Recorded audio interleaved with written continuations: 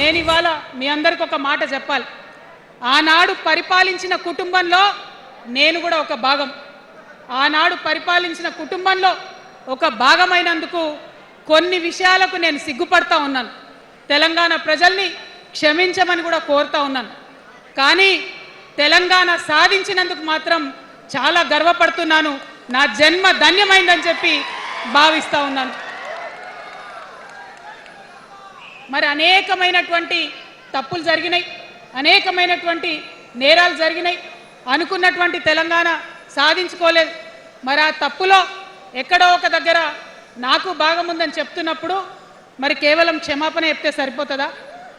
ఏ తెలంగాణ అయితే కావాలనుకున్నామో, ఏ సామాజిక న్యాయ తెలంగాణ అయితే రావాలని అనుకుంటున్నామో దానికోసం నడుం బిగించి కష్టపడి పని చేయాల్సిన అవసరం కూడా ఉంది.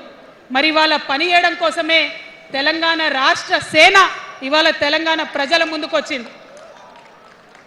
రేపటి నుంచి మీరు చూస్తారు మా పని ఎట్లుంటుందో, మా పనితీరు ఎట్లుంటుందో. ఎందుకంటే ఏ పోరాటం చేయాలన్నా, ఏ ప్రజలకు మంచి చేయాలన్నా కేవలం కొట్లాడితే సరిపోదు. దానికి రాజకీయ అధికారం కూడా ఉండాలి. రాజకీయ అధికారం తోడైనప్పుడే ప్రజలకు చేయాలనుకున్న మంచి చేయగలుగుతాం. అందుకే ఇవాళ పార్టీ పెట్టేది.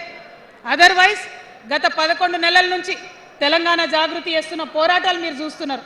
ఎన్ని పోరాటాలు తీసుకున్నాం, ఎన్ని రకాలుగా సక్సెస్ సాధించడం మీరు చూసిండ్రు. కానీ ఉట్టి పోరాటాలు సరిపోవు, ఖచ్చితంగా రాజకీయ అధికారం ఉండాలి. దానికోసమే ఇవాళ తెలంగాణ రాష్ట్ర సేన మీ ముందుకు వచ్చిందని చెప్పి నేను సగర్వంగా ప్రకటిస్తూ ఉన్నాను. మరి ఈ పొలిటికల్ పార్టీ ఏదైతే తెలంగాణ ప్రజల కోసం వచ్చిందో అది టెక్నికల్గా అధికారం తెచ్చుకోవడానికి, ఎన్నికల్లో పాల్గొనడానికి డెఫినెట్గా బాగుంటుంది. కానీ దానికి ఒక ఆత్మ ఉండాలి, దానికి ఒక నేపథ్యం ఉండాలి. ఇవాళ బీఆర్ఎస్తో అదే కదా ప్రాబ్లం. టెక్నికల్గా బాగున్నారు, ఎలక్షన్ పోతున్నారు, సీట్లు గెలుస్తున్నారు, కానీ తెలంగాణ ఆత్మను కోల్పోయింది. కాబట్టే ఇవాళ తెలంగాణ రాష్ట్ర సేన వచ్చింది. నేను తెలంగాణ ప్రజలందరికీ చేతులు జోడించి నమస్కరించి ఒక మాట చెప్తున్నా, హార్ట్ఫుల్గా చెప్తున్నా, నా హృదయాంతరాల నుంచి ఒక మాట చెప్తా ఉన్నా. నేను తెలంగాణలో ఉన్న 3.5 కోట్ల మంది తెలంగాణ బిడ్డలందరికీ ఒక అమ్మగా పరిణితి చెందాలనుకుంటున్నా.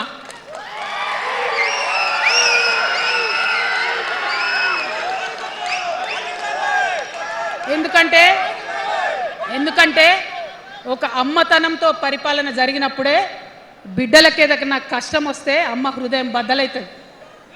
అటువంటి దుఃఖంతో పరిపాలన జరిగినప్పుడే, అటువంటి సంవేదనతో పరిపాలన జరిగినప్పుడే, అటువంటి ఆర్తితో పరిపాలన జరిగినప్పుడే రాష్ట్రం ముందుకు పోతుంది, రాష్ట్రంలో ఉన్న ప్రజల కష్టాలు తీరుతాయి. ఇవాళ ఎన్నిసార్లు ఎన్ని రకాలుగా ఆలోచన చేసినా మన తెలంగాణ రాష్ట్రంలో అనేక రోజుల నుంచి, అనేక సంవత్సరాల నుంచి ఒక భూస్వామ్య వ్యవస్థ నడిచింది. మనకు తెలుసు. అనేక రకాల పోరాటాలు వచ్చినాయి. సమానత్వం కోసం ప్రయత్నం చేసినాం, పోరాడుతూనే ఉన్నాం. అది రైతాంగ సాయుధ పోరాటం కావచ్చు, ముల్కీ ఉద్యమం 1952 కావచ్చు,